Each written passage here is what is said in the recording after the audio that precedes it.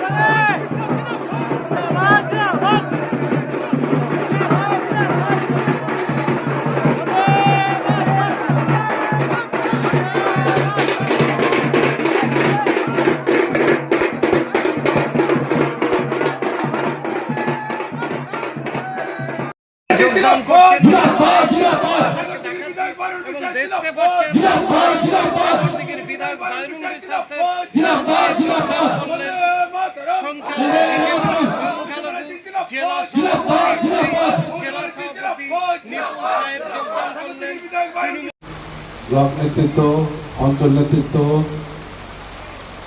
Core committee, মহিলা নেতৃত্ব সকলকে আমার পক্ষ থেকে আন্তরিক ভালোবাসা জানাই।